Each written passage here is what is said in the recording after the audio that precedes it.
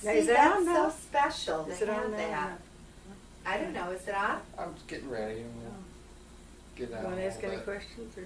Yeah, I just, like, for instance, like your mom and dad. I mean, I know very little about your mom and dad, where they come from and what they do, and, or what they did, and My mother used to tell all kind of stories when what she was a what little did your girl. dad do for work? He was a builder, or what do you call it? Carpenter, or, you know. He's a carpenter and builder.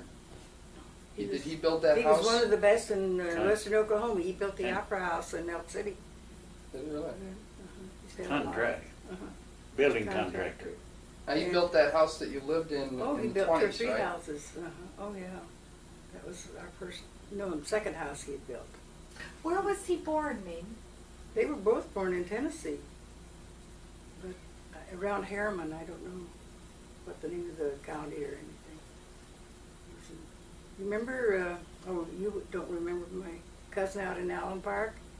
I remember you Tom and talking Jerry. about her, Tom and Jerry. but I don't remember them. And they had the what do you call the show place in Allen Park they bought, and they loved it out there. But then he got homesick. He wanted to go back to Tennessee where his mother and dad were, and he went down there and bought a store, and a grocery store. And we kidded it because their name was Tom and Jerry. Now, they were cousins of yours? My first cousin. Through your mother or your father? My mother. Oh, okay. Mother's sister, like Dixie was. Oh, okay. Mm-hmm. Do you know how your mom and dad met? Do you remember? Yes, they was an old-fashioned singing school in a church. And Emerson and Daisy and Irma visited that little church where they were married. It's still there, Little Bethel Church, Baptist Church. Now, in Tennessee? Yes. And Dad used to teach music there on Sundays. You know, he'd go, and they had that, I don't know, what do they call those notes? There's some special word in music language, like do, re, mi, fa, sol, la, si, do, and that. Uh-huh. And he taught that, and when he was teaching one Sunday, it's a crowded church, my aunt, mother's favorite sister, Aunt Minnie, and she opened the door to come in, and my dad saw them coming in, and he looked at the man standing next to him, and he said, "See those girls coming in there?" He said, "See the one on the right?" He said, I'm gonna marry her." Wow. She was blonde and blue-eyed, and he fell for her. Immediate love at first sight. He said, "I'm gonna marry her." Now, isn't that something? Just a few. Wow. That's where So- they said they. He really ended up marrying her. Oak Ridge. Oak Ridge, Tennessee, Meme? Is that where they Well, met? that's where my grandfather was buried, but the atomic, in the United States Atomic Energy. energy Yeah. plant was built there, so they moved his gravesite, I guess, over into the by the church lot or something. Okay, now is this your He didn't die. father's mother? No, Your father's? My mother's father. Your mother's father. Okay. What He's was the his only name? grandfather that was living when I was living. Oh, so And you he said- remember him? Oh, well, I never saw him, but he sent me a little testament when I graduated from high school. What was his name? You know? I can't think of the Well, name. that's all right. okay. That's okay. Scarborough was his last name, but I can't think of it. That's okay. I just ran across a thing there in my thing, what they put on my grandma's grave. You know, the little Epitaph? epitaph on this tombstone. Emerson and Daisy saw it, and they copied it down. No. So Here lies, so and so. And soon after my mother and dad married, I guess they wanted to better themselves, get away. It was kind of hillbilly, I guess, down there. That still is, maybe in some parts. They moved from And there to they near went to Paris. Texas. Texas. Paris, Texas. Near to, Texas. And Okay. they Okay. bought the Let old, me show you that. Thank you. what they call the old Moss farm. I don't know. It must have been an old Big farm. farm or real well-known farm probably Yes, at that time. and they lived there for quite a number of years because that's where my oldest sister and my oldest brother and another brother of mine passed away down there. And she didn't like it. In Paris, so Texas. she didn't like Texas because she They called it moved, the old black mud. you know. There's Paris. Honey Grove All was that that- little town right Well, there. I know they had a lot of Honey storms and Grove. a lot of Honey those Grove. types of Well, things. she had so Yeah. much hard luck there. That's where Mimi and they was heard born. about Oklahoma being opened up as a new state. You were know, born it was there, just hung out. opening up. So they thought they'd go there to better themselves. Honey Grove, so that's west why of they Paris, moved to Texas. Oklahoma. And So that's where I was born. When did they move to Oklahoma? What year?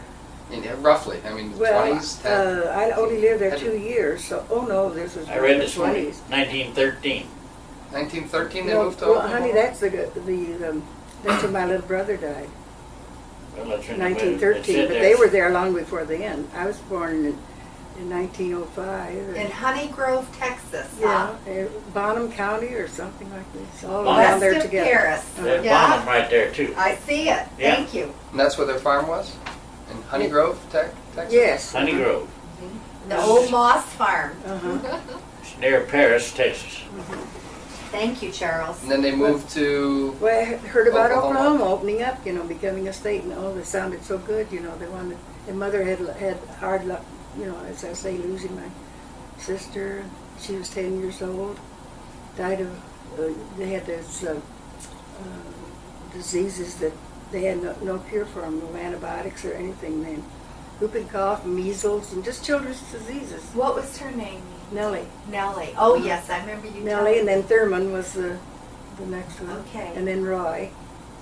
Nellie was the first. First. His mother. Nellie. And she used to take care of me, mother said, and she wore a little blue bonnet. And mother said that I missed her so much, like, you know, because she'd always wheel me around, take care of me. I must have been, well, a real young baby then. And she said I would just look for her, and, you know, I missed her so much. But I don't remember that, see. Nellie, how old was Nellie when she... 10. She was 10? And do you know And- what she just had whooping cough or Well, some child disease? One of them, that- I don't know which one had what now. you know. Yeah. Right. I should have found out, but I know it was whooping cough and diphtheria, Mhm. black diphtheria, and Meningitis, measles. wasn't No, my little baby brother died of that. Those In baby Elk City. systems.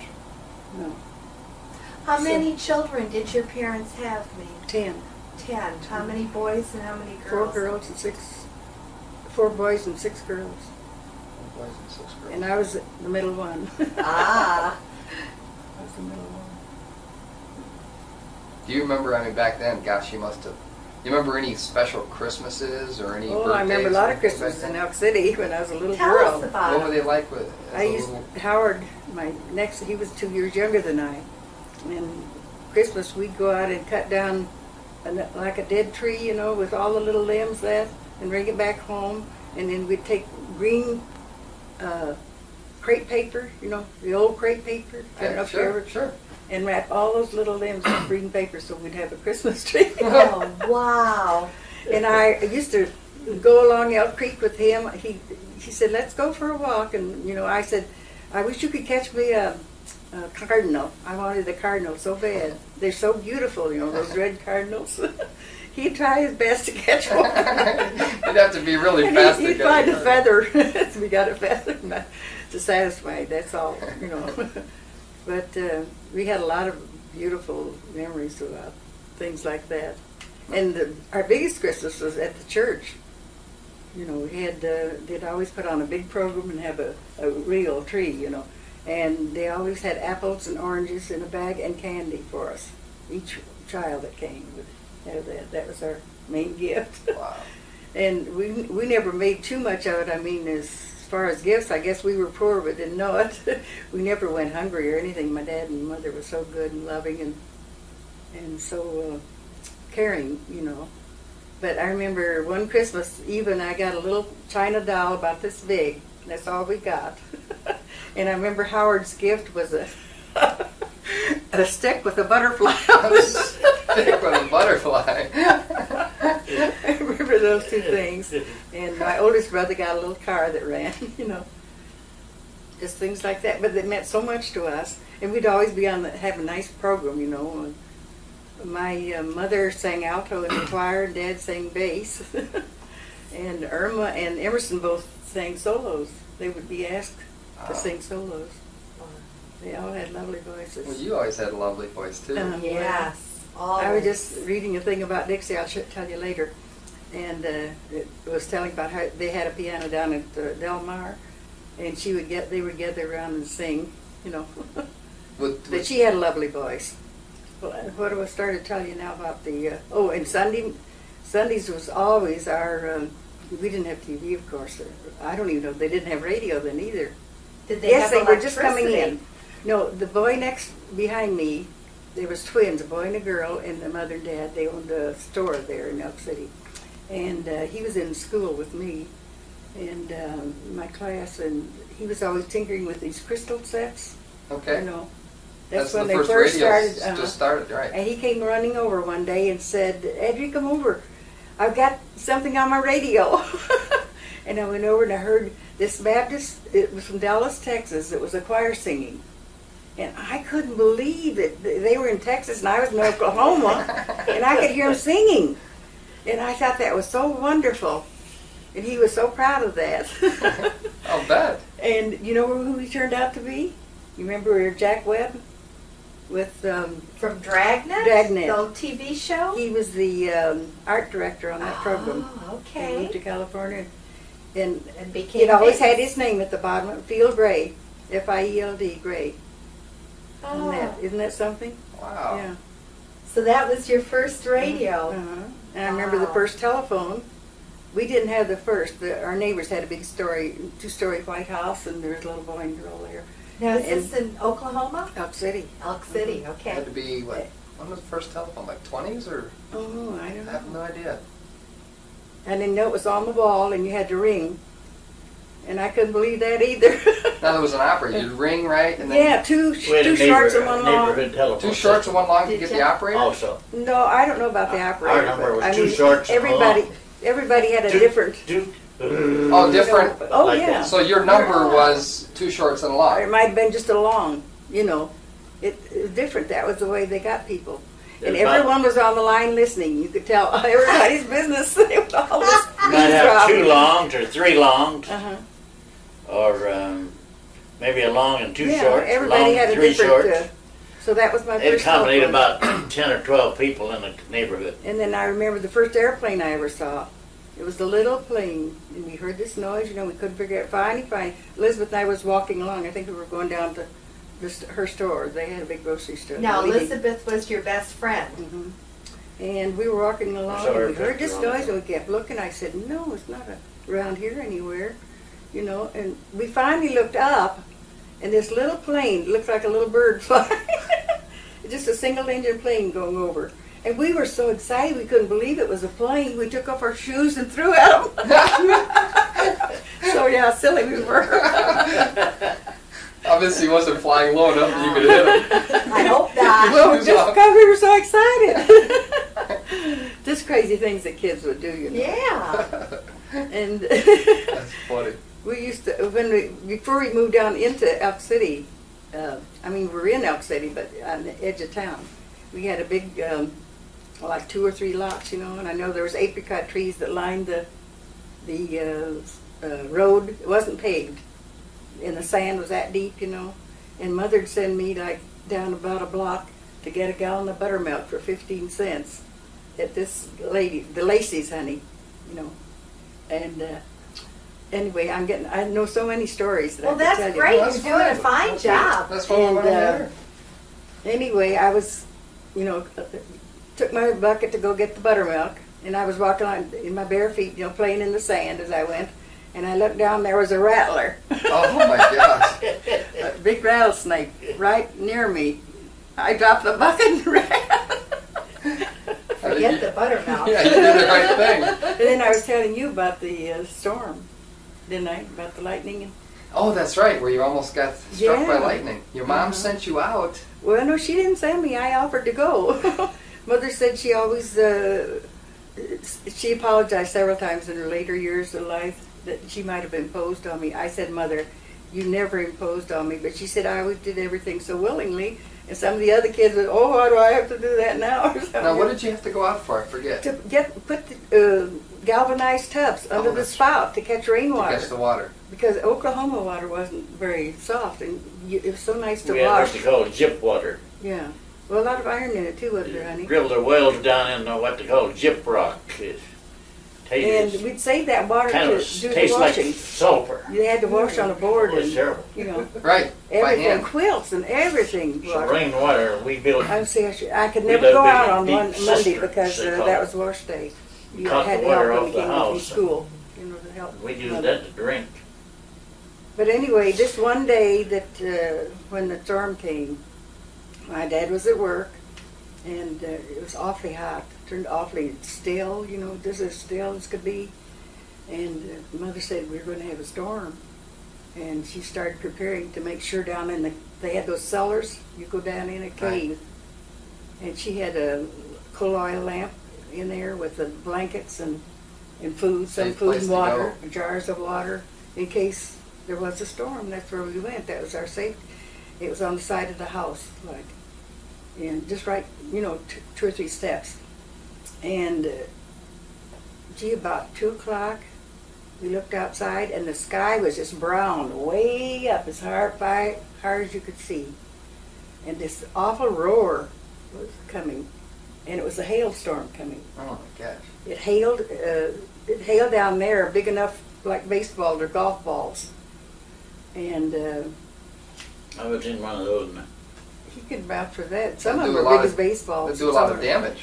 Oh, Yeah. does it ever? When I came to Detroit and saw that plant on down on Warren there, the Lincoln. I don't know if you ever saw it. Lincoln plant? The Lincoln, where they made Lincolns. Okay. It was real long on Livernois, real long, and all these glass windows. And I said, how on earth can they keep that? Well, the hailstorm would break every one of the windows out, you know. I couldn't believe it.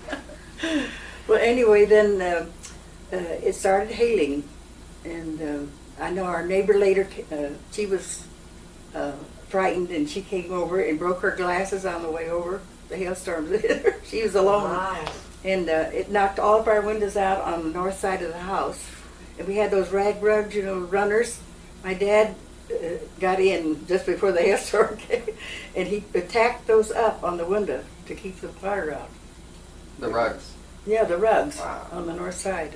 3 or 4 windows we had on that side of the house. Well, there were probably no trees or very little trees in the area. Oklahoma's just open, isn't it? No, we had trees. We had a lot. We had cherries, apricots, peaches, and all in that block that we had. Or probably, I don't know, if it was a block or 2 acres or whatever it was. I know it was, you know. The trees you'd have would be set out by man, 9 10 to. Well, this was set out. I Yeah. guess when he built the house, because we had. Oh, I love those apricots. I remember. They get a lot of bad storms in Oklahoma. Oh, Yeah. lightning! Texas and Yes, across there. lightning and. The story I've told over the years that nobody believes, right after one of those big storms come up, and lots of wind, heavy rain, maybe for an hour, we looked out one day out of the yard, and here was a little fish jumping up and down. And we were We about, said, you know, that it rains so hard. it about rains 2 fish, miles but from the I don't closest know what creek or lake. Mhm. But they claimed that that storm would draw those fish up in there in the clouds. Wow. And then they petted, they jumped up and down in our yard out there. Mhm. I can Well, remember anyway, this let me tell the all story kinds about. of pennies. This is then Carol, that got real still again. All the hailstorm passed. We did all the damage, and then we went down we could see the clouds, the frontal starting, you know, in the A distance. tornado? Yeah, tornado. They used to call them cyclones in those days. Now they call them tornadoes. And we all went down as it grew closer. We all had to go down in this cave. And Mother and Dad stood up on the stairs. They had a stairs, 5 or 6 or 8 stairs. They stood on the stairs to watch it, but they wouldn't let us come up. And it was Berlin was about 20 miles from us, wasn't it? West of us. Berlin? Uh-huh. Yeah. And that's where it hit.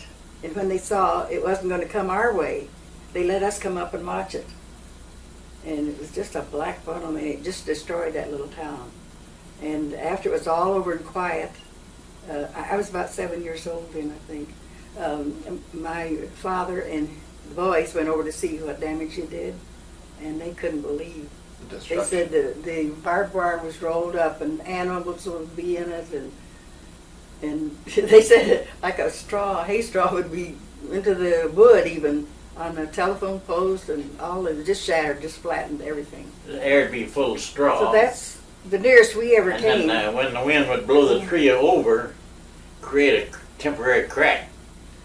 Anywhere there's a possible crack, that straw would lodge in those cracks, and then when the tree straightened back up, you could just see those straws sticking in that tree all along. Well, anyway, That's we never like saw a it, but I wild just saw story, it. but that's the way it was. 15 miles. Yeah. And this, what else was I going to say? Were there any about other the- tornadoes or cyclones that you Oh, remember? there was a 'Cause lot. there But had to be a I was lot. going to tell you, the Indians predicted that Elk City would never be blown away by a tornado. That was their prediction. It never was. There was all around us storms like that came. But you know, when I came up here, I missed those electrical storms. I loved them. When You they're like not to look too out the severe. windows and watch Because them. here it rains and you So- don't even know it's raining. But I'm not frightened of them at all. And Shirley's so scared of those storms.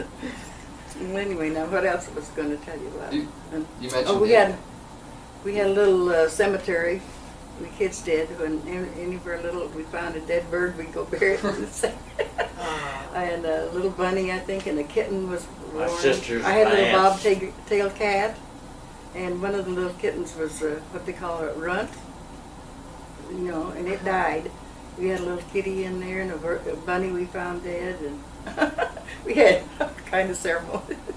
They have And a then- funeral. Yeah. And let's see what else. My Oh, we used sisters to go on and neighbor picnics. girls would have those funerals.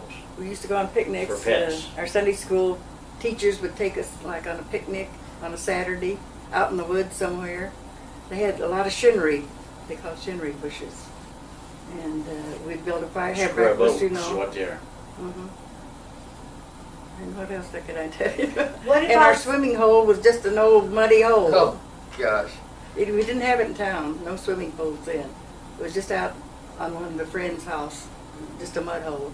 We'd go swimming in that. Dam up a ditch. Yeah. You mentioned the Indians, but did you? Well, that's right after Oklahoma became a state, so there had to be Yes. still quite a few Indians around, Yeah. I think. Well, we'd go over to the fair. They had a fair every year, and it was all dirt roads, of course. And all the Indians would be in like a certain place on the road, and they had ropes, and they would hang their meat on those ropes to dry out in the sun. And all this sand I've seen blowing. Hang their Yeah. meat right on barbed wire, rusted barbed wire. I've seen them do that. Just Right? to dry out? Yeah, just Yeah. to dry. They ate the dry And they meat eat it dry. somewhere. But they never bothered us or anything. But Elizabeth and I'd go over and we loved to go on the Ferris wheel. The old guy liked us and he let us ride free every time. Didn't have to pay. And then one time we were down, the depot was down in town, you know, the Rock Island and the, what's the name of the other one, honey? Wichita Falls Northwestern. Yeah, but what was the other railroad? There's two. Santa Yeah, I Fe? know. It's- No, Santa Fe, I guess. Santa Fe, wasn't it? no. Well, anyway, there's an engine switching, you know. And we were standing there watching, you know, like out of school. It was after school looking. And this engineer said, "Would you like to take a ride?" And we said, "Yes, that would be thrilling to ride on a train," you know. So he let us on in that engine and took off. I don't know how, maybe a mile. And then brought us back. Now, wasn't that That something? was really nice of him. Wow. Just so, you know, kids' curiosity. But we would, you know, take anything. But what I started to tell you, and my brother delivered meat after school. My oldest brother delivered, he got a new bike. I remember it was green and yellow.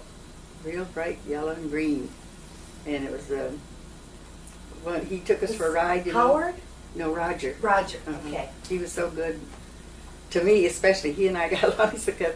Anyway, he delivered meat at Saul's Meat Market. It was down in town. He delivered meat after school to earn money, you know, On his I guess to bike. pay for his bike.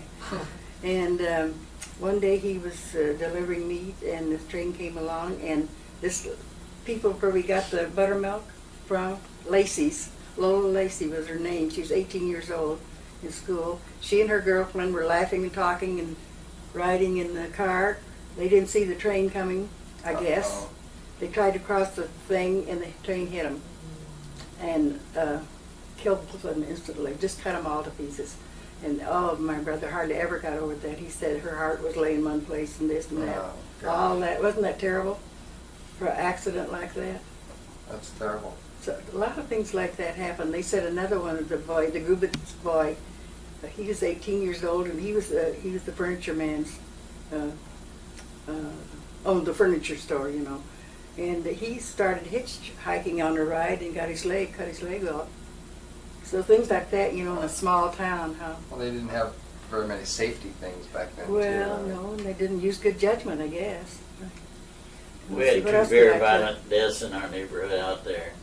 There's a girl 17 and her... Honey, I don't know if they want you to be on there or not, Doug. Well, it's not filming them. Oh, it's not filming. Well, does it make a blank on there? No, Well, I mean, it it's- doesn't see Charles. It's filming it it, sees we you. could hear them, but we wouldn't be able to see them on the Well, on the video camera. well. Two violent things that happened in our meeting. A boy 9 years old was drugged to death with a team of mules. His dad had him just take him down to a creek about 100 yards with a rope, a long rope in one piece. You see, that was a bad mistake. You should always keep separate ropes for an animal. But these are tied to a team of mules on each end, and it caught a heavy shoe this kid wore, and somehow or another that half loop went around that heavy hobnail type shoe right around there. Instead of the whole foot, just right around there.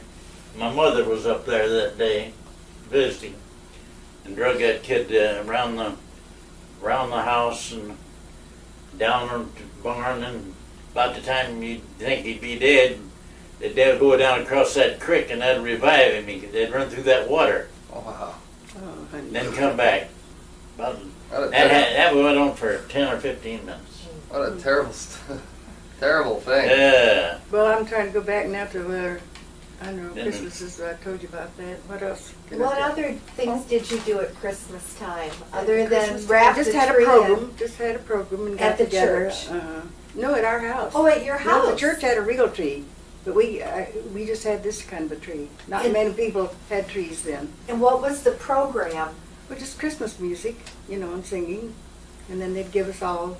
Oh, those that was things. at the church Yes. then? uh-huh, Okay. uh-huh.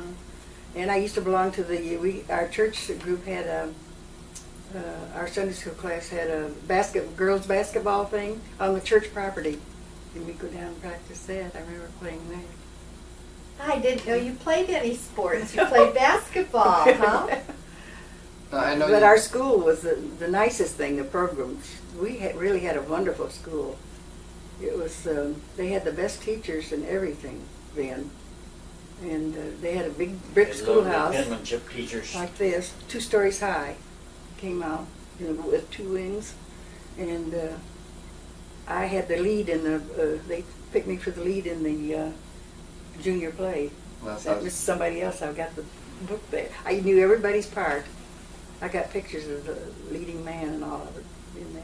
And then I was lucky enough they picked me for the operetta they put on, Miss Cherry Blossom. They used to make the scenery, and it was beautiful, the things they did. And there was Miss McGuire. She was a little blonde lady from New York. She was our, what do you call it? Not ventriloquist. What do I want to say? Vocal teacher, anyway. You know. And she said there was 2 men there from New York that night when we put on Miss Cherry Blossom. And she said that you had great possibilities. Told me that. I didn't know anything about it. But that, you know, little school like that. so it was a But- musical. Yeah, Huh. the operetta. Okay. It was They all. did that? They said I know those all the songs from that now. I can sing them. People out from New Wow. York. Miss Cherry Blossom, you stole my heart, made me a target of Cubit's dark. I know all the music from that. And Miss Taylor was our music teacher. She was so beautiful and so wonderful. Now, some of your friends were in there in the play Oh as yeah. well. Oh yes. I don't remember how many were in there. I don't remember if Elizabeth was in. No, she was in a earlier. Well, of course, they could have picked an earlier grade. She was behind me a year. One But- schoolhouse for all grades, right? One school for. Oh yeah, they're all there, wasn't they, honey? Yeah. Only they. Well, we went from room in the to room. country, they went up to the 8th grade. Well, that's in the country. I don't know anything about the And then if they, when I was young, They used to have if the you one went to house high school, house too, you know. they'd send you out maybe 2 or 3 counties away, had about 6 high schools that were supported by the state at that time. Oh. But when I used to go back home, visit, I went back after Irma's got it down all the years that I was there. I used to go out to Mother and Dad's anniversary, and I'd go through Elk City usually to see with friends, and they'd always entertain me, take me out to dinners and things, and have parties for me and everything. And Shirley, was she about 2, and they had a little baiting beauty contest for the little kids at the Story Theater. There was only one theater in town, and he was a well-known person there. The family that owned the hotel. But Now that was Ed's story. That Ed's had the story. big crush I got his on picture. you. I remember hearing no one about he did have a him. crush on. He dated everybody in town. We went back for the reunion.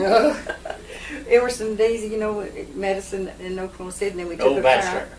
And Emerson said, "I'd like to have a picture of you and Ed together." And he said, "Why not?" He said, "I've dated every other girl in town, but I never dated you." He was always known for dating people, but he thought the world and all of Emerson. Emerson started as a bellhop there at the hotel, and worked his way up, But Do you My dad remember liked your that man. your first date Yeah, or we your go first down, love? Yeah, visit with him. I didn't have any first love. I don't Old think. Bachelor. Yeah, I remember my first date was with a potential doctor. His brother was a doctor, and he owned the Tisdale Hospital there in Elk City. And he lived in, not Canute, but over Carroll, east. I can't think of the name of the town. And Was he it saw Foss? Foss, I don't know, it might have been. F-O-S-S, Foss. And he he'd come by the store on weekends. I worked at the Hill 5 and Dime store just on weekend. They came to our church, Is the Mr. counter Hill. there, or doing stock, or? No, sales. Okay. Just a sales girl. There was 2 of us, 2 girls, and I was one. And Mr. Miss Hill, they were so nice to me. And I'd go. They had a screen, 2 big screen doors. People would go by on Saturday. We would lots of people go by. It wasn't busy.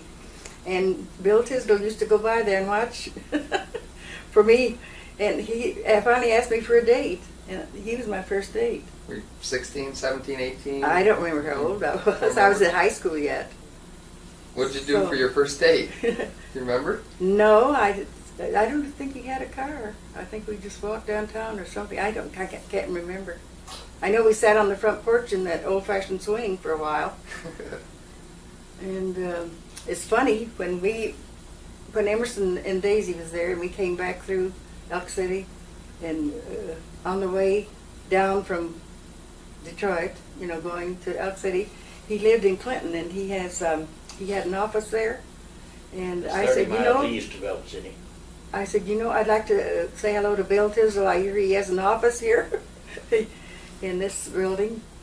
And Emerson said, that'd be great. He said, I'd like to see him too again, So he and Daisy stopped, and I had to wait. He was out to lunch.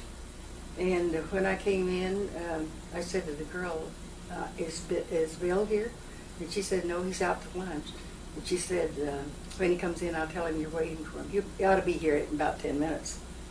So when he came in, I said, I just walked up to him and I said, I came in for a heart operation.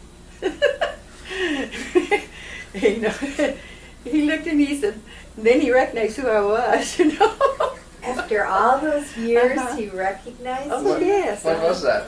Oh, I don't know. This is after we went back for the reunion in '76, I think it was, Wow. or ¡78. So that had to be 50 years or so. Yeah. And he said, oh, you were my first date. I said, well, you were my first one too. I said, I came in for a heart operation. I didn't have a heart. Oh, that was funny. Then we went on. So, now what else do you want to know? That must have been funny to see him after all Yeah. that time. Yeah, he said he was smoking too, and I said, oh, he said, come on in my office. And we went in this office and talked for a while about old times. And he was smoking. I said, now, Billy, you're not to smoke. You're a doctor, and you know better than that. He says, I know. And then he and his wife, he closed Same out and with went Dale. to California. And Elizabeth kept track of him out there. And she sent me an article. I got the little thing about his death. He died. Then after that, when when did you move to Detroit, or when did you move to Michigan? Well, 1925, I came to Detroit. Eva, my oldest sister, and her husband lived in Detroit. Oh, they already lived They here. came, yes, they've been up here quite a number of years. And that was my graduation present from Eva. She paid my way to Detroit. Did you take the train then? Here? I took a train, an old-fashioned train. That was all there was. Yeah, it had Yeah. to be. And the windows were open, and the smoke, that black smoke. Wow. Oh, Had to be a long trip. yeah. And I stopped in Chicago. Dixie and her mother and dad were living in Chicago, way out on the north side in a big apartment house, way out around Lake Michigan. And he said he'd meet me he knew I was coming, that he'd meet me because I think I had to change trains there. And I said, well, how will I know you, Uncle Evan? He said, oh, I'll be wearing a white carnation. He wore a little there. He came right to me.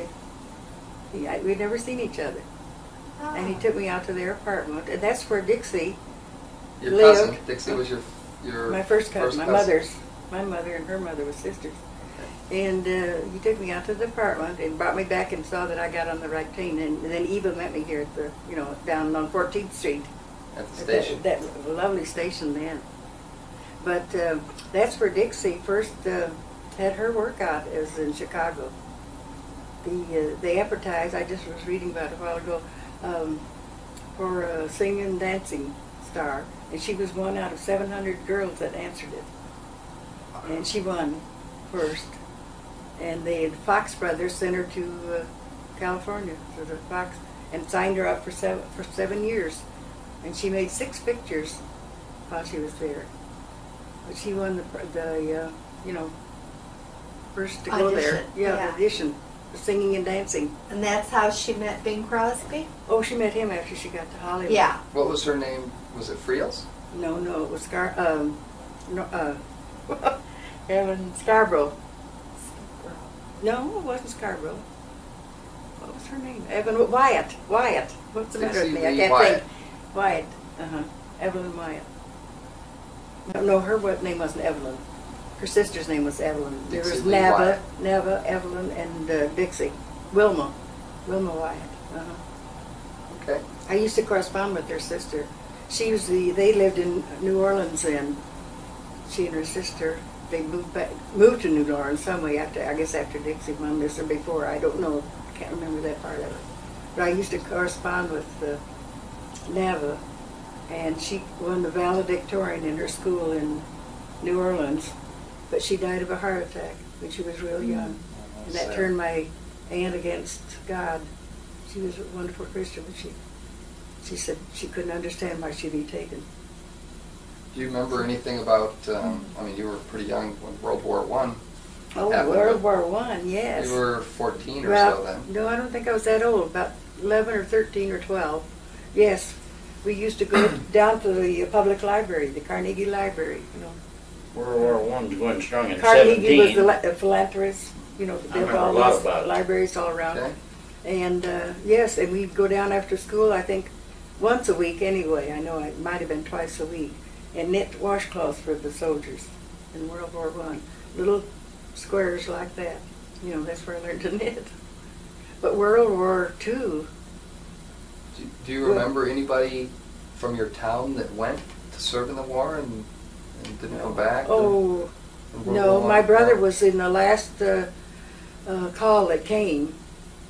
He didn't volunteer. He was drafted. That's what they Okay. call. He had to go 17 miles to Sayre, Oklahoma, to the county seat, and it was in November. And they wear those long union suits. I don't know. You wouldn't know. We had long union suits. Girls and boys both wore them, and they had to strip naked all the boys. It was called to be examined. And he caught the flu, and he came back with the flu because the armistice was signed before they were shipped out. Oh, you got lucky there. So yeah, and he came back and gave us all that old flu, the first flu that was known. Wow. And every one of us was down sick with it, and hundreds and hundreds of people died. We were the only ones that my dad was the only one that didn't get it, and he was trying to take care of all of us. That was just a miracle that we lived, because of all the they didn't know how to treat it or anything. I Thousands remember died. you telling us that you almost died when you were a baby. Well, that's another story. That Well, was when tell I was, us about that. Well, that was when we lived on the old Moss Farm. Yeah, in Texas. I was only a few months old, maybe. I don't know. I've got well, you saw my picture. I don't know how old I was, 4 or 5 months old, I guess. And I got came down with this what they call summer complaint. It was the flu, I guess. And I was so weak they had to carry me around on a pillow. And I was getting worse all the time. My mother called the old country doctor, came in a horse and buggy, you know, and he stayed till 2 o'clock in the morning and said I'd be dead by morning. He did all he could for me and left. And Mother said, this lady that was with her, neighbor lady, I don't know whether they was a midwife or whether she's just a friend or what. There's another lady there, Mother said. And she said, well, the doctor can't do any more for her. Let me try. And she said she put ice all around me on the pillow. They were carrying me around on a pillow. I was so weak. And she put this ice around me, and she said by 5 o'clock in the morning I started looking brighter, and I must have had a high fever or something. They didn't know what to do. See? I thought it was your mother's life or death prayer that saved you. Well, now wait a minute. I haven't finished the story. Oh, excuse me. She went out, Mother said she went out under the big chestnut tree in the backyard there, and because she had lost all these other children. They say that's the worst thing if you lose a child for a parent. It's the worst kind of a death anyone could have, even your wife or husband. You don't grieve like you do for a child. And Mother had already lost the 3 or 4 of us, so she went out under this chestnut tree and knelt down. She said she prayed harder than she ever prayed in her life, that my life would be spared. So in the morning I was looking all right. So I guess the Lord answered her prayer. And that's what I said, my life was spared more than once, lightning incident. So I think God sent me here for a purpose for some reason, to try to help other people. Huh? Otherwise we wouldn't be around. Well, I mean to do some good in the world. Well, you've done that your whole life. That's what I wanted to do. I want my life.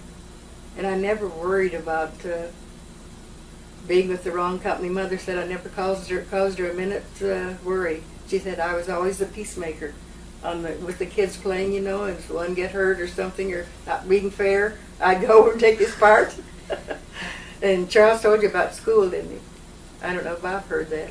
About school when we were in high school. When you were in school or together? Or grade school, I don't know which was. Funny. Oh, yeah, that's when He moved in from the country. The very first I ever knew about Mimi was in 8th grade. We'd moved to town. And I was a super Well, honey, bashful. they can't hear you. Oh, you're going to move it. Wait a minute. I was super bashful. Wait a minute, honey. It's okay. Now you're on. Charles, you're on television. Go ahead. Being a super bashful, Talk to the I was in the classroom. teacher. Asked This a is question. This is our first experience to know about Mimi. And in the classroom there, we were paired off by the seat number. I was C initial, and I was on the first row. Mimi was F, Freels, the second row over. And they had asked me a question, the teacher had, that I answered like a hillbilly boy. And they all laughed. And I was real bashful. And that put me under the wagon, so to speak. And I was so bashful. And Mimi... you started crying. Yeah, I was crying, yeah. I was 14 years old. I just got up out of my seat and went over and put my arm around his shoulder, and I said, honey, don't pay any... I don't know if I said honey. I said, Charles, don't pay any attention to them. They don't know what to do. So Mimi was a peacemaker. And he's never forgotten that. That was our first acquaintance. And it went from that to the 1925, of course. Back here to talk to Carol, talk to Bob, and talk to Mimi about those past old experiences. And that's why we're here to tell you about. And we had you might say, a very, very primitive experience. Way people lived back 50 and 60 years ago. And it was a joy to know that we could succumb to all these trials and tribulations. But we did have God-fearing parents that sent us to church and Sunday school, and we were happy to relate these different instances to different ones down since that time. And it's a joy to talk to you today about it. Well, we certainly appreciate it. Yes. But many things happened when I go back down through there, you know. Elizabeth would always give me a luncheon or a party. One time I know I had hats. I don't know how I had so many hats then. And she wanted me to, you know, bring some of my hats, and she had a party for me. And my Sunday school teacher, they were the dealers of Lincoln and Ford dealer on Main Street there in Elk City. She was my teacher. And she gave a slumber party for me one time with all my class there. There was about 12 of us at her home, lovely home up on Broadway. And we all had this slumber party. I don't know if you ever went to one. Oh, yeah. Yeah. And Ford agency was called Headland. Headland Ford. They were Swedish. You may remember that part. How about the Depression? I mean, that during was right there in the... Well, that was here. Like, I was here. You were here just... Yeah, that was just after we you hardly got felt the Depression at all. Did you? No, my husband, he only got a 10% cut in his salary. And No. we didn't... Huh? When did you meet your husband for the first time? First time I came here. So you How got did you here, meet? how did you meet? Because he was a friend of Eva's and her husband. He lived around there. He was a real good friend of theirs. And they used to go over and watch him play ball at the field. Mm-hmm. So And he asked for, he knew I was coming. I said he was late for me. Because even then told him, you know, that I was coming. And he wanted to meet me, so he was there whenever I came. So when did you meet him the first time? You remember? Well, we had a date, I don't remember, around 25, I guess, the Well, early part of 25. Went on a date? Uh-huh. His name was Joe, right? Joe. And he was such a nice gentleman, and he had the company car. He didn't have his own car then, but just a company car. A little coupe, you know, Okay. a Chevrolet coupe. And he would drive it. Oh, I didn't tell you anything, too, about San Francisco, but that's later, maybe. He was such a gentleman, and he'd take me to these places that, you know, I never heard of chop suey. Stuff like that, you know, he'd take me. He treated me so nice. And I don't know, I was young and inexperienced. So you fell in love. Naive, uh-huh. And he said he'd never do anything to hurt me or cause me any trouble, you know. He said it. Like I tell Charles that now when he does things. I said, honey, I'm not nagging you, but if I said you stick to me and you'd be wearing diamonds. And then I said, you know, I wouldn't do anything to hurt you. I'm just trying to help you, you know. But things that... Now his family, he came from He Canada. came from Hamilton, Canada. But he was a citizen. His dad they lived in Detroit, down in old Corktown. That was kind of south of Detroit there. Uh-huh. And he said he and Bill Ross, they were best friends, he and Mumsy. And Bill Ross he worked for a motor company, a traveling man, and he was in an accident and had the tear duct in his eye was cut. And that's where he met his wife, Mary. She was on the staff there at Ford Hospital down here on the boulevard. Well, they were friends of yours. I remember seeing the picture Oh, of they the were Model just, T. she said he was just a little, like a little orphan boy. His mother had died, and his dad, they were quite wealthy, Joe said. They had oil paintings, and his mother had a Persian lamb coat and a muff and and stuff like that. And they lived in Canada at that No, point. he lived in Detroit. Oh, then. with his parents? But he They wasn't lived very here? good to Joe. He treated him terrible. He kicked him out more. And he said he'd wear those celluloid collars. Mhm. They're made of celluloid. You don't have to wash them. He had a newspaper out, and he said he had 15 cents to spend a day, I think. And he and Bill Ross would walk all the way to Belle Isle from Corktown just to save a nickel. You know, 5 cents. You could get a plate of beans for 5 cents. And he wasn't very good to us. He didn't have a very happy childhood after his mother died. So, Mumsy said he'd come to the back door with Bill, and he's always sucking his thumb. He must have been real little. You know, she said she'd hand out something to Bill and one to Joe. That's why we were such good friends and loved Mumsy. Everyone loved her. Well, that was his And mom. her son. No, his mother Bill's was dead. mother. Bill's Oh, mother. Bill's That's mother. Bill's mother. Okay. And Bill had a brother that went to Hollywood, and he was a director in Hollywood. What was his name? No, it wasn't Bill. I didn't know him because he was gone then. But he, Old Man River, you know, when they played Showboat, he had a beautiful voice, and he took the colored man's place and sang Old Man River for that picture that they made. Now, And I still correspond with Betty Jane. You know, she lives in California. do you remember when Joe asked you to marry him? Yes. How did he do that? Where did he do that? At the house there where Eva lived. And we went on the train. I love to go places, you know. So we went on the train to Cleveland and was married down there. I 'Cause didn't know that. Yeah. So he asked you Yeah. while you were on the train ride, and then you No, just... no, before the train ride. Oh, okay. I thought maybe you just did it all right then. No. I think we should turn that light out over there. I think we need it. So anyway, that's the way. And you married in Cleveland. Uh-huh. Yeah. Because I didn't know anybody here then, you know. And then I just started at the Metropolitan Church. I have a letter here of my Sunday school teacher. Why did you pick Cleveland?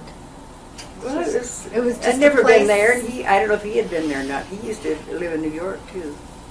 And then, you know, we took that trip to New York. Joe lived in New York? He used to live in New York and Boston.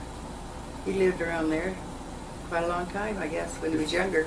Before He was 14 years older than I. You knew that. Yes. I didn't know he had lived there, though. Yeah, a little bit. He knew all around New York. I'll tell you all about our trip to New York. Are you getting hungry? I'm getting hungry. I'm ready to eat some pasties. Okay, let's eat. Okay, We'll finish let's up. take Before a we break. finish, you got to tell us how you make pasties. I'll show you. Put on your apron and come in the kitchen. I'll show you. Showing's better than talking. Oh, okay. Yes, I have it here, and I will bring that back to you. All right. Because I don't know if they want it back. I She will might not. return But it. she recognized that in there because when she saw these Sure. pictures, she recognized it. Okay. I'll bring it back. Is Norman all right now? Bob has talked to him. I think he's feeling up better. Yeah, recently. we had him over to the house on Saturday, Oh. Lori, and he was He feeling said up he thought better. it was just pulling the chest I'm so glad he's doing ribs or better. something from away from the ribs. He kind of diagnosed it, I think, himself. Because that takes a long time to heal. Oh, yeah. My cracked rib that time. I remember you suffered a long Well, they time. don't do anything for it. You know, I didn't even know I had it. It just the doctor- has to heal. That time I went in for something, I forget what it was. And he said, "How did you get the cracked ribs?" I guess he thought I had an abusive husband. Cracked ribs? I didn't even know I had them. I said I knew something hurt and all. That was when Ken gave me the Heineken. Heimlich. Heineken, or Heimlich. Gave you a Heineken. Yeah. It wouldn't have hurt so much then. You know how Heimlich strong he maneuver. was. He was so frightened. Yeah. Oh, that was And a I didn't terrible even tell him thing. for about a year that, you know. It must have frightened all of you terrible. Okay. Shoot. No, like some of the questions that we had kind of come up with were like over your whole life today. What's the most like important invention you can remember? Invention? Yeah, like you talked about gosh. TV or I suppose television. I don't know. What would be the Electricity? most? No, when I was in New York and saw the first television. was that when you first saw the first one in New York? Uh-huh. Was it in the At window of the, a department store or something? or- No. It was at the didn't I tell you about that? No. Yeah, when we visited New York, we went up in the RCA You and building. Joe? You and your husband? Uh-huh. And the students, college students, take about 25 or 30 people through, you know, to show them. And television was just coming in then. And we were standing there in the audience. And Audience of what? in the RCA building, Oh, in up the on the RCA. floor where they were showing this. Okay. The students, that's their... Through the they did studio that- there. The No, I don't know if it's studio or- or not. It was just sightseeing. Okay. And we were standing there, and Margie, she was telling about television, and telling about the coaxial cable from Cleveland. They were getting this. And of course, they didn't have makeup or anything in those days. They were just coming in, and she said, stepped out, the girl did, and took my arm and said, would you like to be on TV? And I said, well, I guess so. And she said, then she picked a little boy and another man. I don't know who they were. And she said, do you have anyone in the audience? And I said, yeah, my husband's out there. I was standing right by. She didn't know he's my husband. So she said, well, say something to him. And I said, I didn't know what to say. And I said, how about that fur coat, honey? That's all I said. And I said, how did I look when it come back down? And terrible. You know, because they didn't make you up to, they didn't know how to make you up. No, that was our experience. And then when we were in the, That had to be in the 50s then. yeah, whenever it was. 40s Oh, or 40s. 50s. 40s when TV came out? When the TV came in. Okay. We were in the, what was the tallest building then? Empire State Building. State Building. That was the tallest building then.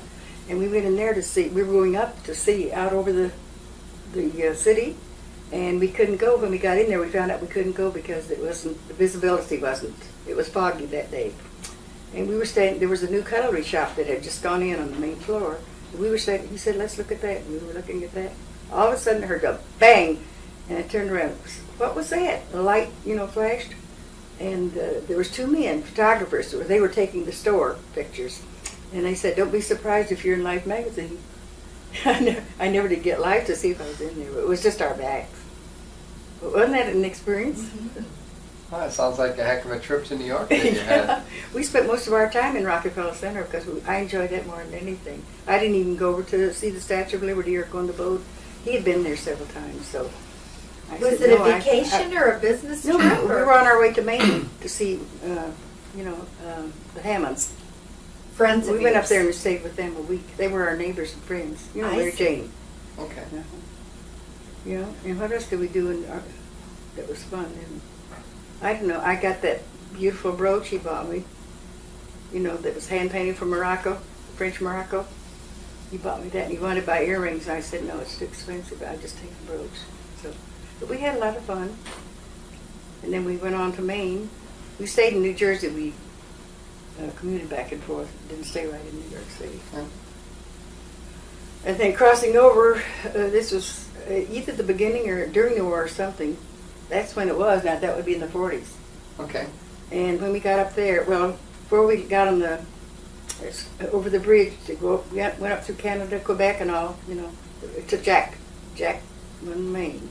Is where we crossed over. And they said, "Oh, you have a camera and you have a stereo, you know, Binoculars. binoculars, camera and binoculars, and a radio, don't you?" And we said yes. And they knew exactly what we had coming in and going out of the country. We had to declare them before we got on here. Okay.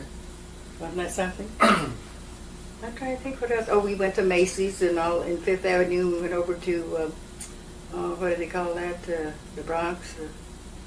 In there, we went all around because he knew his way around. You know, so we had a nice time. I never realized he had lived there before you married. Well, he didn't live there very long, but he'd been there a lot, I guess. He really lived in Boston. Now, was that We when saw- he was traveling for Yes. Standard Oil? Not for Standard Oil, I don't think then. No, he got that in Detroit.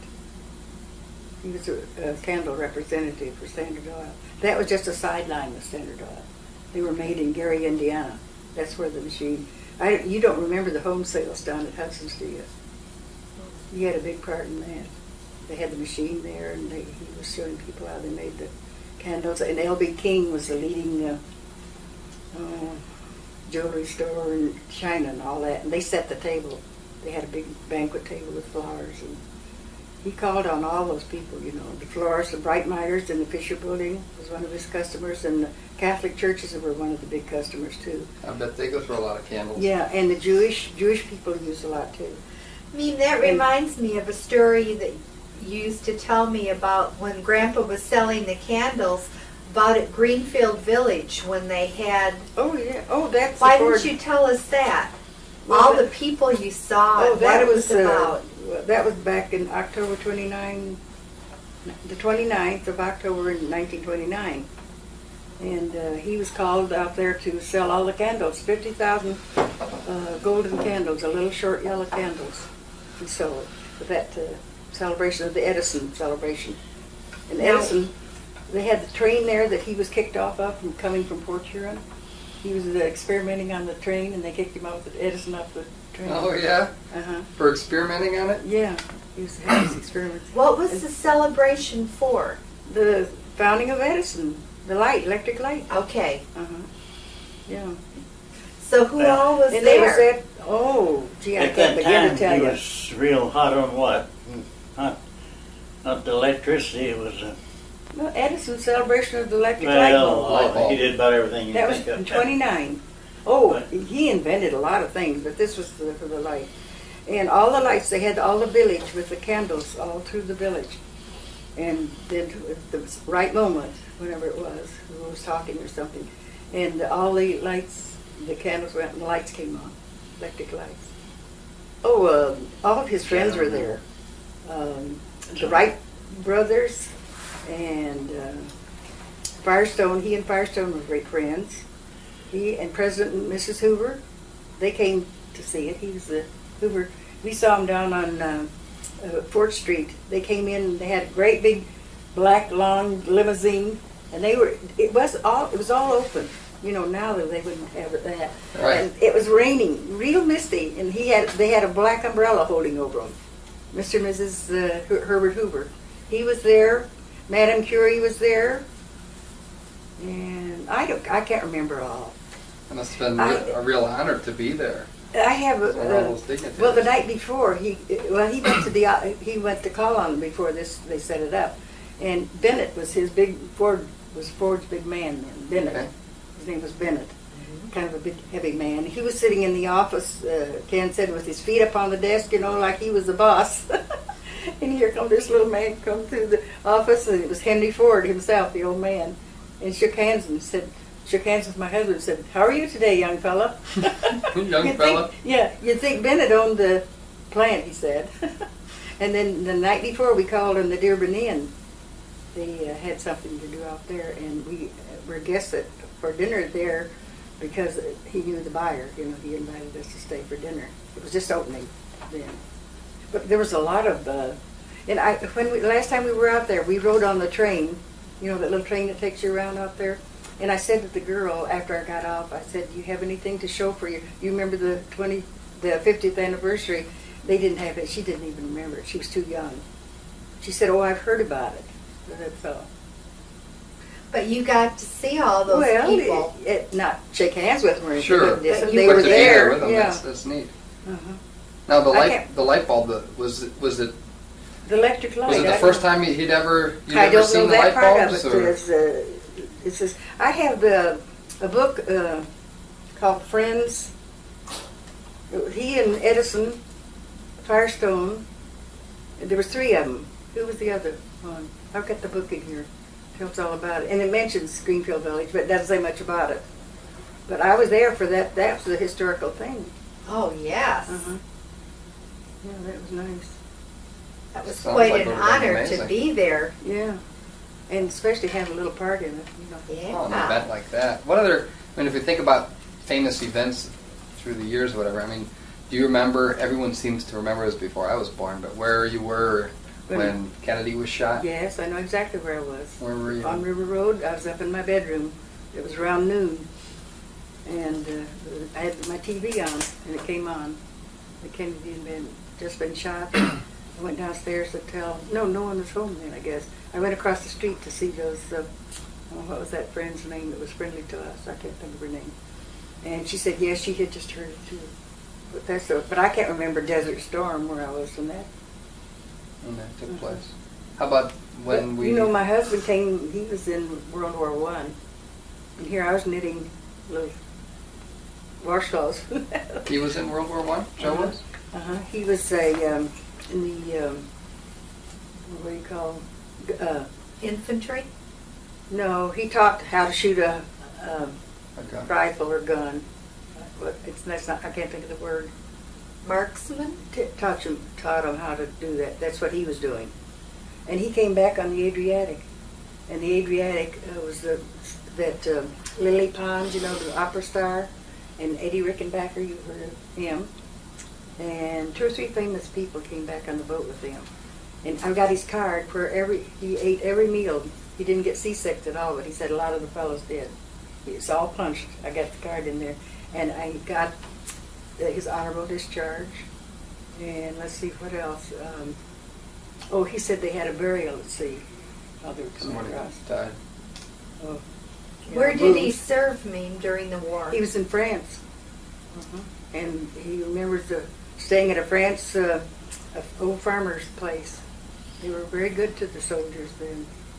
And he said when they had the burial at sea, they grease a plank, just a board, and wrap them all in like tarpon, that canvas thing with ropes tied, and slide them off of that and say a prayer. I don't know who the chaplain was. It was kind of sad. Oh, this would be very sad. How about the Second World War? No, I don't remember that so much. No? Because I did the first, no. I know you worked And I remember worked at that Well, one not company. during the Second War. Oh, yes, I did Yes. too, for about 2 years. Yeah, Raid A Piston. Radio Pistons. And that was over off the boulevard. Yeah, I was just laying on the bed one Sunday afternoon looking at the newspaper, and I said, I think I'll go get a job. I never thought about getting a job, you know. And I said, getting a job? What do you want a job? I said, well, I think I'd like to help out, you know, during the war. He said, well, if you want to, maybe you can work part-time, you know. But I worked full-time. And they hired me right away.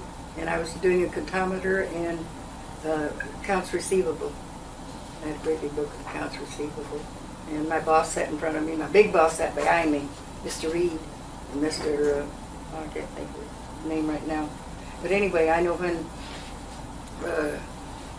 one day, I was always there. They could depend on me. And one day he said, my boss, little boss, said, why don't you take a day off sometime? He said, you're always here. And he said, it looks bad if I want to take a day off. So I said, well, why should I take a day off? You know, I didn't look at it that way. And I know one time I went into work, and he looked across at the desk when I was working, and he said, you look like you're sick. And I said, well, I sure don't feel very good. I think I am. And he said, do you want to go home? You know, just get your things. He said, I'll drive you home. I said, no, I can drive. I get home all right. I didn't want him to drive me home. So that evening, I had to wait till my husband came in from work, your grandfather. And I was laying in the couch, and I had a fever, 104. Wow. And I was coming down, I had a touch of shingles. And he said at 7 o'clock that office hours didn't open till 7. And he said, right down Grand River, Dr. McGarva, the two McGarvas, they came to our church at Metropolitan. And he said, I'll take you down there and see what's wrong. I didn't know what his shingles were or anything. And I was up on the second floor, and it was hot. I don't know whether they had air conditioning or not. And all this noise, the horns tooting, 4 abreast coming down Grand River. It was VJ Day. And I was so sick, I thought I put my fingers in my ear, and they said it was little shingles, touch of shingles back on my shoulder here. I'll never forget that, where I was on VJ Day. No, and I heard that San Francisco had quite a thing. The fleet came in, and boy, they were going wild out there, hugging and kissing the girls on the streets and everything. I wasn't there then, though. But I was down at Embarco where they come in. A lot of experiences. Oh, yeah. A lot of fantastic experiences. And then down at Metropolitan Church, and I got to see so many noted people. What's his name? Peter Marshall. I'm sure you've heard of he and his wife. He was the youngest U.S. chaplain that was ever then. And he came over from Scotland on a tramp steamer. And I went to both of his lectures that he gave. And, he had us in stitches about what he told when he came to this country. You know, going to a big church like that, I had the opportunity to sing all these people that came. And Dr. Peel, Vincent Peel. You haven't heard of him? I hadn't heard of Vincent Peel. He had the Marble I do Church my in New best York. to educate him, but he's not perfect. In New York. He was a great writer of books, and everyone knows Dr. Peel, just about. Almost everybody. Anyway, when I first came to Metropolitan, he married Ruth Stafford. She writes that book, that the one I have there, what is it called? That big book there, the second one. And she writes all those. She's the Daily guideposts. Yeah, she writes those. That's his wife. And let's see, it'd be her nieces, 2 nieces I met. And their name was Bertha and Margie Shanyo, Shanyo. And that was her, that was their aunt. And I've been to their home for dinner many times, and they've been to ours. And Dr. Peel used to come to Metropolitan and lecture a lot and write books. He wrote, positive thinking and all those kind of books. And then when I was in California at Dr. Schuler's church, Warren and Irma took me to Dr. Schuler's, that glass cathedral. The glass cathedral out there, a beautiful church. It's very well known. And when we went in at the door, I guess he knew. I said, this is kind of a different denominations come. There's kind of and he said, I can tell you're a tourist. He said, where are you from? And I said, Michigan. And he said, where did you live in Michigan? I said, it's near Mount Clemens. I thought he'd know Mount Clemens. And he said, oh, I was at the station at Selfridge Field over here. Just things like that, that you happened to me all my life. It seems like I really did somebody I know or something. Well, now we get back on something else. No, we're not really. We're just kind of hopping along through here. These are some of Norm's questions that he had. He wanted to know, like, what were the best things or the worst things that have ever happened to you in your whole life? Oh, I don't know. We've been down in the valley and up again. I don't know what the worst thing. I guess when I lost my husband, I don't know. We had a lot of different things that come up, that to life, as you know. But I don't think that was the worst. And when I lost my mother and dad, Those are all terrible well, things. deaths, yeah. That's about the worst, I guess. How about the best thing or the most exciting thing? Oh, I don't know. I've had a lot of those. I don't know which one would be the highlight. I've enjoyed so many different things. Well, you've been very fortunate. Yeah, I know. I've had a lot of. I'm just trying to think on what was the best would be. Well, it's okay. How about it changing? If you had to change something, is there anything you'd go back and change or read? Yeah, I'd like to go back to Sweet 16. Never been kissed. Well, I can't help you out with that one. How about, the real kind of the thing that spurred this whole video for me was what would you tell, our family has always been very close. Mm-hmm. And as something that I think I gained a lot of strength and a lot of courage to run off. Family should be that way. I think so too. Yeah. For Brandon when he gets older, and Kira and Kelsey and Haley, or any other future generation, what would you want them to know about who you were or are, and about our family? And well, I don't know about that knowing me or anything, but I think if you have a nice, loving family, your mother and dad. You need a father and a mother and all that love that's shown, and I think the main thing is to get started out right in life. Have a good Christian home, and there's nothing like having a good Christian home and having a mother and dad. And we all loved each other. I've never had any problems about wondering if my mother and dad loved me. Shirley said once, she said, Mother, was I adopted? She had heard about adopted. I said, Shirley, go look in the mirror. But they wonder about things, And children, you want to assure them that that you really love them and that you're there for them no matter what, and stick by them. I think that's what my mother and dad did with us. Was that the question, or what was the question? No, certainly. Uh-huh. No, and I think that you've instilled all those values throughout all of us in the family. When you go away, like when Angie and Paul was in Australia, Angie wrote a pitiful letter and said she didn't know anyone or anything. And I said, Angie, get into a church, some church of your choice, and make friends. I said, there's nothing like good Christian friends. And she said she did that after she got the kids going then. I think that's wonderful to have. That's the first thing I'd look for if I went to a strange place. Religion's always been something very important to you and to the whole family. What? I mean, how has religion helped form who you are and shaped your life? The principles, the things you stand for. To be honest and just live with the 10 Commandments. That's not the highest thing in the Bible, but it gives you. We were taught not to steal, tell the truth, and just things like that, and take care of yourself. Decent, be decent, make friends, and all those good qualities, I think, that makes a person. Don't you think that's? Very much Not so. to grow up selfish and always be loving to people. That's what I've tried to be.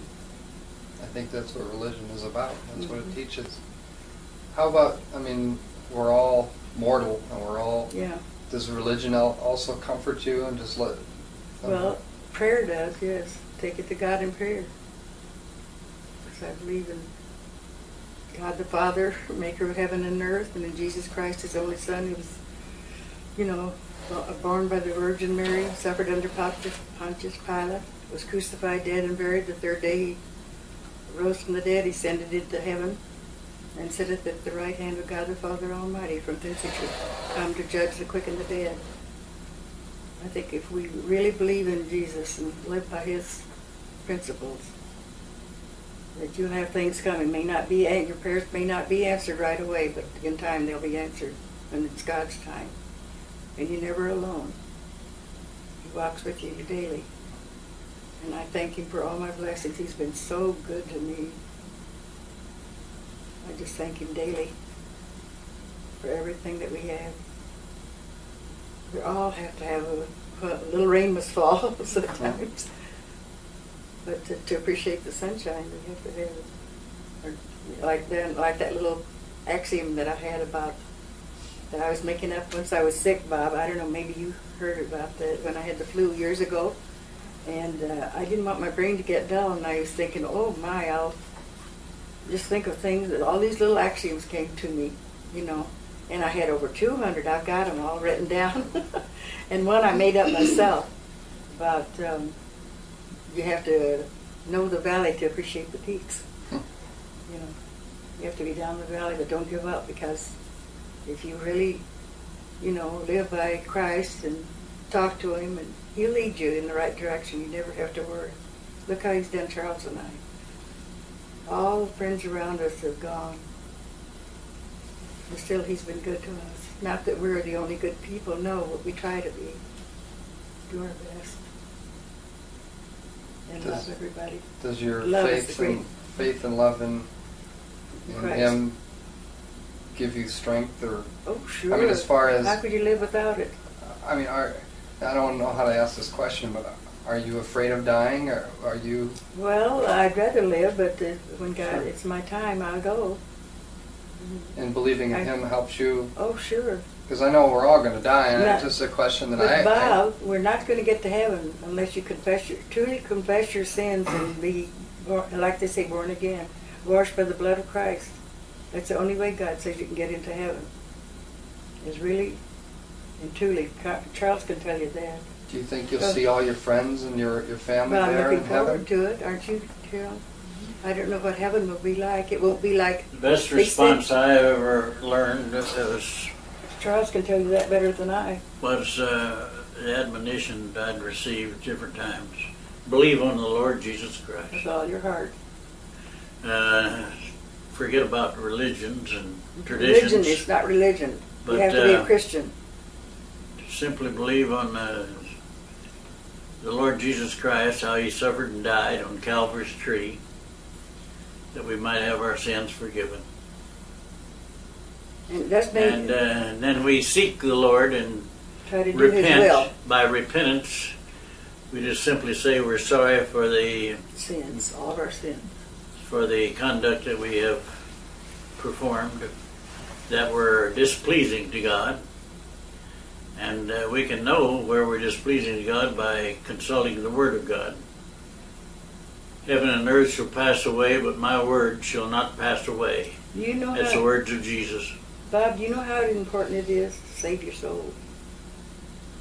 so you won't go to hell. If you go to hell, you're going to burn forever. That's the most important thing in a person's life, is to save their soul. Oh yeah. Do you? I mean, So you have everlasting life with Christ. do you believe that you have to go to church in order to be a good Church person? doesn't save you, honey. No. It just Isn't it about who you are inside? That It is helps whether a lot. it's Yeah, gonna and you determine- don't have, and religion doesn't save you. Neither does going to church save you. the Spirit of the Lord. The Lord knows what's in it's your your heart. actions and it's Yes. your If heart. You live. It's the way you Yeah, live if you, and what you believe. Seek the Lord with all your heart, He'll reveal to you. He'll reveal to us. I was concerned ever since I was 10 years old. I've had different people ask me, when do you remember that you were a Christian? When you felt like that the Lord had actually saved you?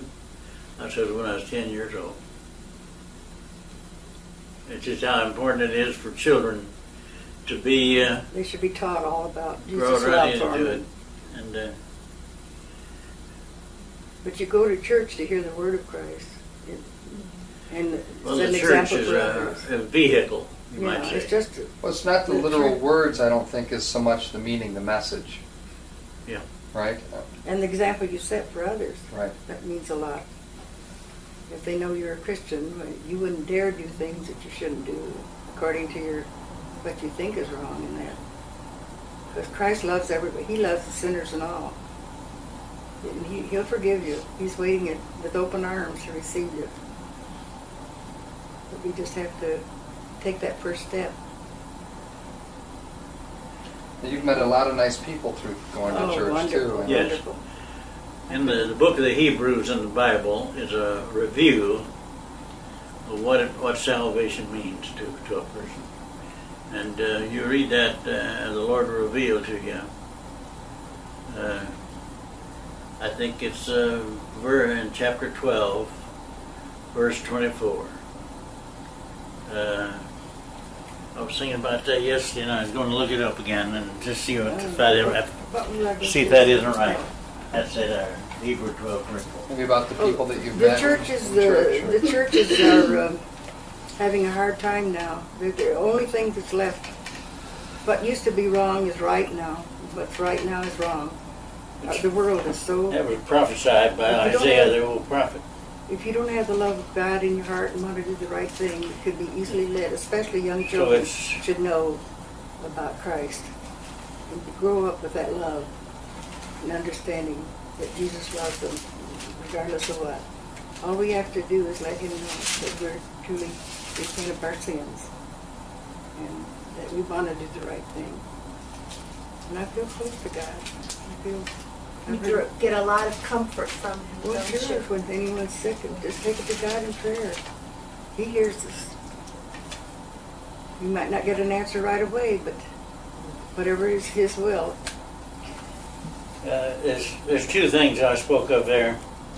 One is the peace with other men, and holiness, which means forsaking and repenting of sin. It's Hebrews 12:24 or 14. Follow peace with all men and holiness without no man You have to love your brother. will see the Lord. I've been that's been brought to my attention recently an awful lot. No, church doesn't save you, Bob. You go to church every Sunday and every night and everything. That doesn't save you at all. It's an outward thing that you do, and you're with people that you think are Christian, you know, to help you be. Because people make the church.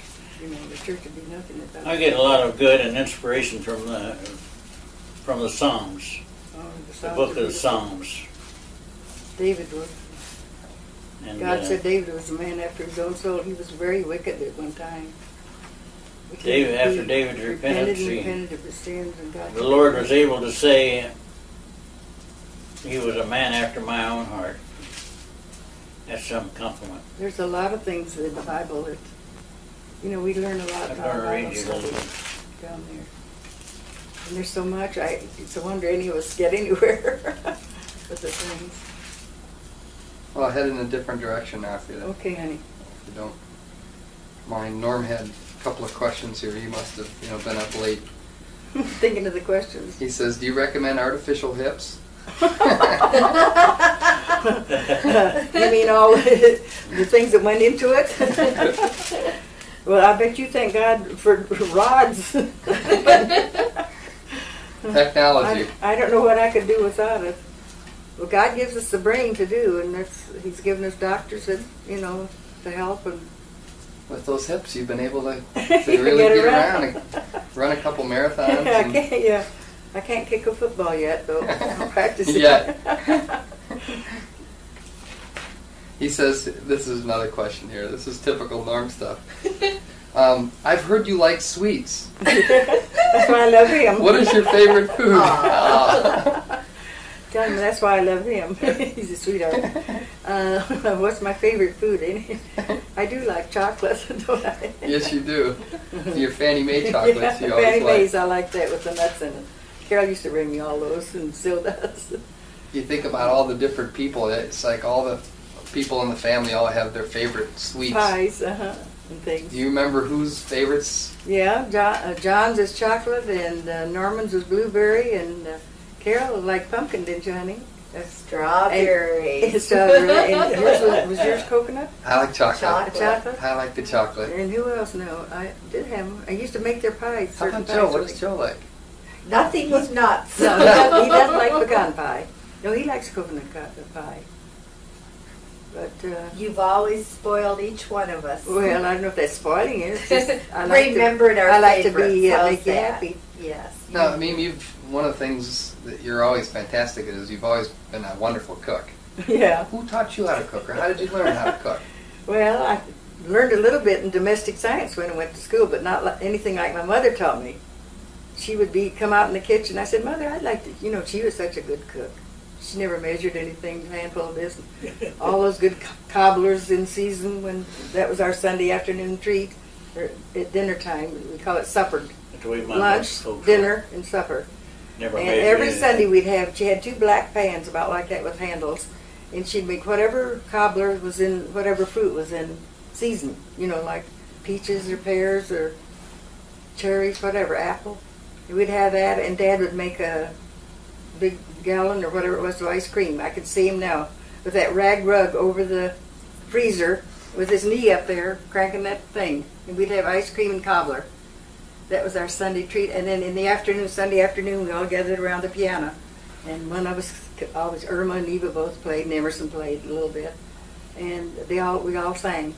Went through the hymns and sang. And that was a treat. We didn't have, I don't think we had a car then. And it was, we just didn't, they had shows, but we didn't go to shows on Sunday. There's nothing much, just friends, having friends and that. But that's back when things were way, really... way back when we were growing up. Now But that was a lot of fun, a lot of love. everything's so fast-paced now. Those are the times where the values were really taught, I'm sure. Yeah. So is that when you first learned how to play the piano? Oh, I've always kind of, since we had a piano when I was a kid, just picked at it, but some of the others could really play. I can play quite a few songs, so. But I have a real good ear for music. I can tell in a minute if anyone's off key, and I can harmonize with anyone, when they're singing. I guess I get that from both mother and dad. It just came natural. On that article, it said Dixie gathered, like I told you, gathered around the piano to We sing. sing every once in a while. Down at Del Mar, when they had friends. So Dixie had a good voice, so they played the piano and sang. I'm trying to think of something else I could tell you. Well, how I about, politics or something that you've Oh, always liked to... no, let's don't get into politics. Just briefly. How about you're obviously A Republican. wonderful Republican. That was founded up here at Grand Rapids, What? The Republican Party? The old Grand Old Party. Well, but that's not what, my mother and dad were Republican. And I remember when, who was Al Smith? And who was the other one? Was it Hoover? Hoover, I guess, that was running then. We were down in Times Square, not Times Square, but Grand Circus Park in Detroit. And they were having, Roosevelt was speaking. And we had a thing, a loudspeaker, you know. And Shirley was just about 3 years old, I guess. And he had him up on his shoulder. We'd say, "Hurrah for Hoover!" You know, "Hooray for Hoover!" We didn't want Al Smith. Who was your favorite And president? let's see. I've seen Nixon, Hoover, Roosevelt, and who else? I guess that's all. 3, and about 8 senators I've seen in person at the White House. At the White House. Yeah. Well, not the White House, the Capitol. Okay. They all went to lunch. I went to lunch with all those. No, they happened to get on the little trolley car that took you over to the lunchroom. About 7 senators. Hines and Javits in New York was one, and Long of Louisiana. There's 3 that I knew. I didn't know the others, but I saw all those senators. Who was your favorite president? My favorite president, I remember, you know, I was born when I remember Roosevelt, Teddy Roosevelt. Just here, heard him talking about it, and I remember Wilson real well, Woodrow Wilson. I don't know who my favorite would be. I really don't. I guess I liked them all. Which one? Even Clinton? No, I don't care for him much. You can't believe him if you could believe him. You know, Slick Willie. No, I think I don't believe in Slick.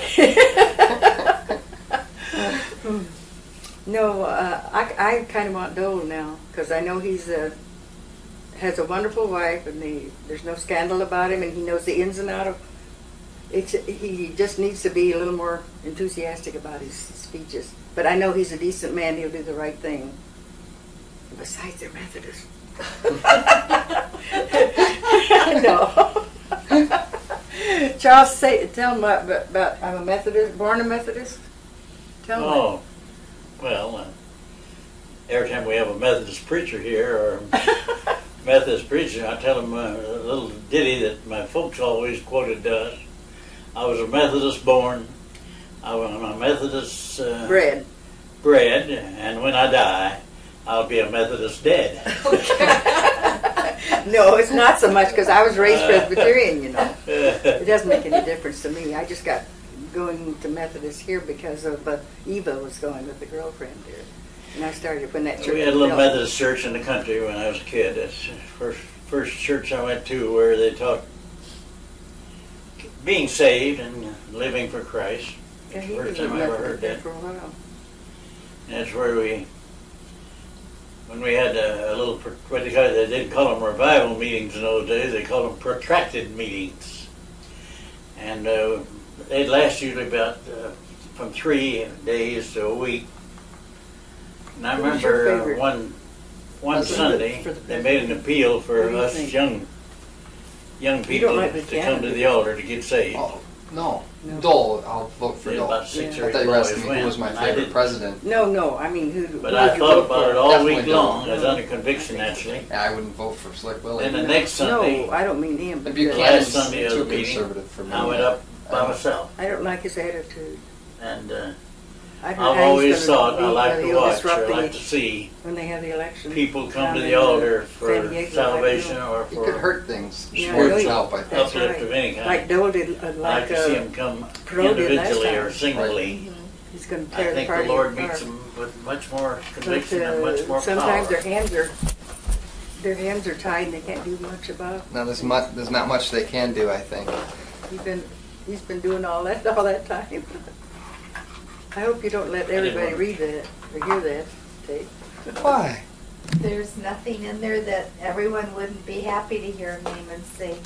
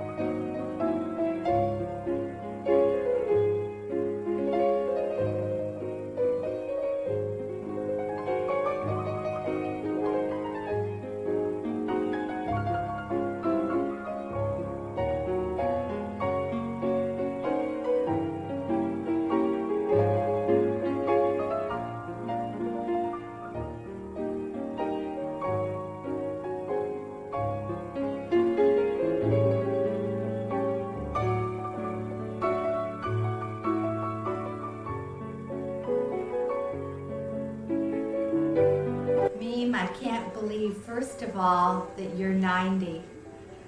I don't know where all this time has gone since I was a little girl and we spent so much time together. You've been the most wonderful grandmother that anybody could ever have. I hope now that I'm a grandmother, I can be just a small part of what you've been to me, to my grandchildren.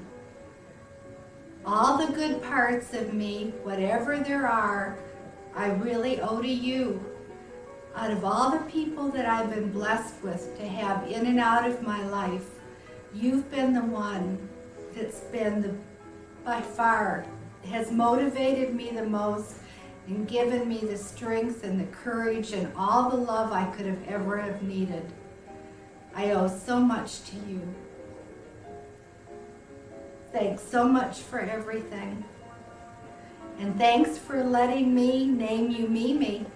That was quite an honor, being the first grandchild, and of course the best, and being the only girl. I had the distinct honor of not being able to say grandmother, and it came out Mimi.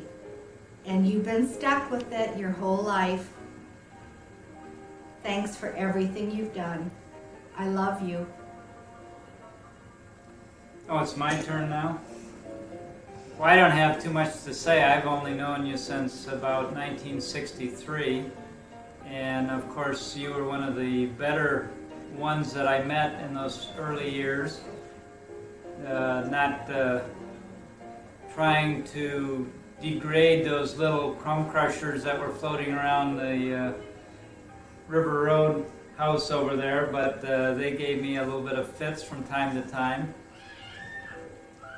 You've always been supportive of everything we did, providing cars to everybody, and contrary to popular belief, I did not destroy the 55.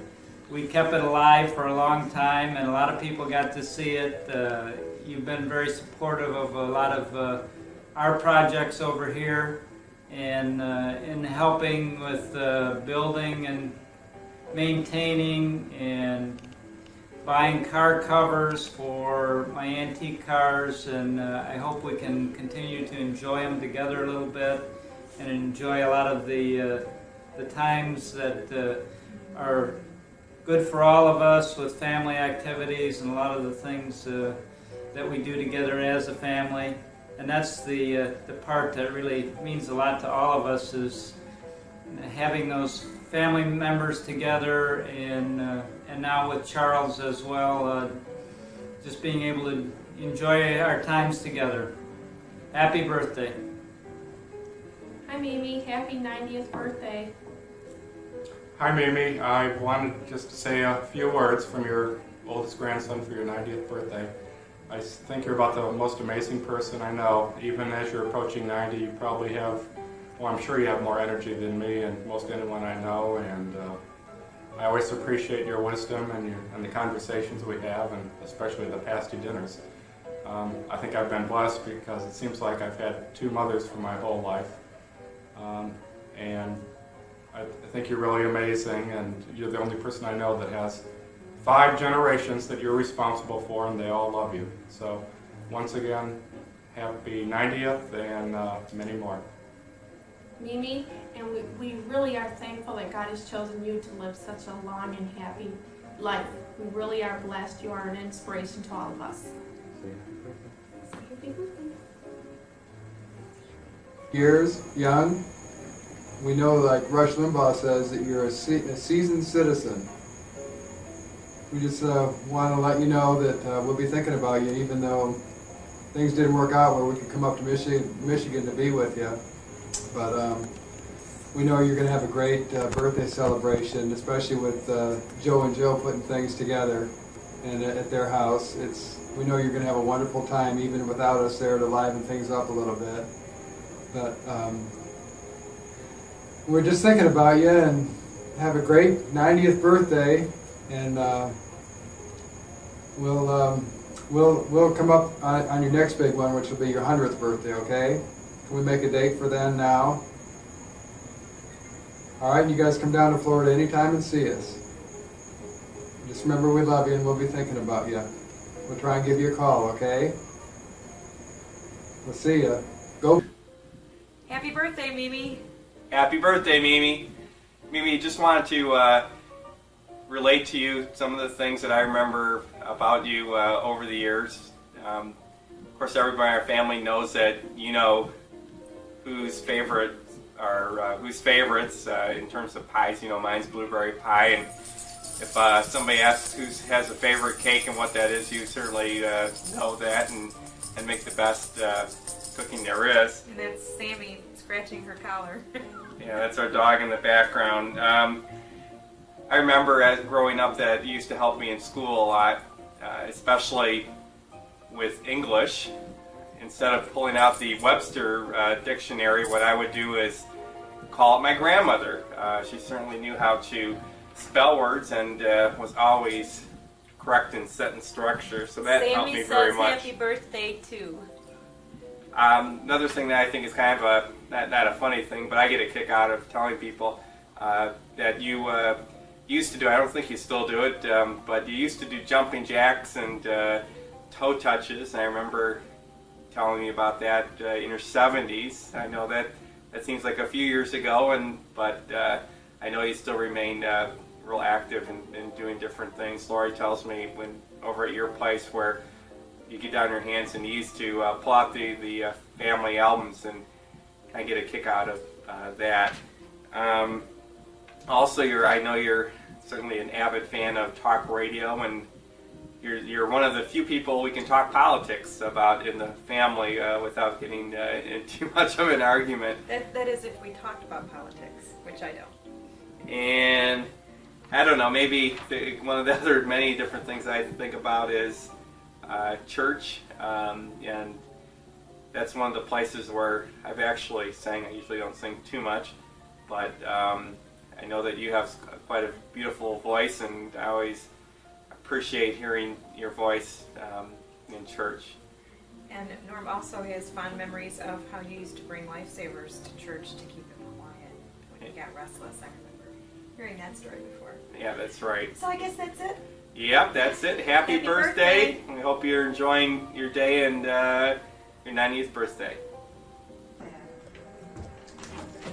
Just wanted to wish you a happy 90th birthday party, Mimi. Happy 90th birthday, Mimi. And some things that I remember growing up is on Clinton River Road, every morning getting up to a big breakfast with eggs and bacon, and you cooking and your pasties. Cleanliness, you know, I remember it's kind of funny when I had to go to the hospital for stitches, but I had to be cleaned up and presentable and have new underwear put on. It was always a lot of fun, and continues to be a lot of fun talking on the telephone about politics, about one of your favorite presidents, Richard Nixon. Rush Limbaugh could probably have taken some lessons from you in conservativeness. This is Kelsey here, and she just wanted to, she knows that because of you that she's here. Did you want to say a couple things to your great-grandma? No, you'd be a little shy? Anything? I just want to say I love you. Mimi, because of you, we're all here. Mimi! Yeah, Mimi. This is Kira and Kelsey, and we just wanted to say that we do love you. And Jill, do you have anything to say? Happy birthday to you, Mimi. You've brought a lot of joy into our lives, and I'm very touched by the love that you give my children, even the ones who don't want to sit here and be filmed. Okay, bye-bye, Mimi. Bye-bye, Mimi. Bye, Mimi. Bye, Mimi. Happy birthday. Say happy birthday. Happy birthday to you. That's not Mimi. Mimi. Happy 90th birthday. And I'm sure Brandon, if he could talk, would say happy 90th birthday to his great-great-grandmother, too. We just wanted to give you a quick little message and tell you how much you've meant to us for my whole life, and how much love and kindness and you've given me, and how I hope to pass all the values and the things that you've taught me on to my family, and how much I've enjoyed your chocolate pie and your pasties, and I'll never be able to eat chocolate pie without thinking about you ever again. And I just wanted to tell you that, you know, I'm happy to have known you over the years, and I hope that my son gets a chance to know you and to learn how wonderful you are as a person, and how much you've just affected the whole family, and how much you've meant to all of us. So again, happy 90th birthday, and we really love you very, very much. And many, many more. Happy birthday, Mimi. Happy birthday. We wanted to just take a minute to let you know about to thank you for all the good memories that you've given me. For example, when I was real small and I used to stay the night over in your room with you, sleeping on the floor next to the bed, and we used to sneak chocolate out from the box underneath the bed. That was wonderful. And all the times we would play with the buttons in your button box and make necklaces out of them. And all the time that you spent with me when I was in grade school working on my vocabulary, teaching me how to spell all of the states, and letting me drive your car right after I got my driver's license to take you to church. All those things really mean a lot to me, and they're wonderful memories. And most of all is letting me be your namesake. That's meant a lot to me, and I really appreciate it. We love you. Happy birthday to you. Happy birthday, dear Mimi. Happy birthday to you. Blow out the candles. To you.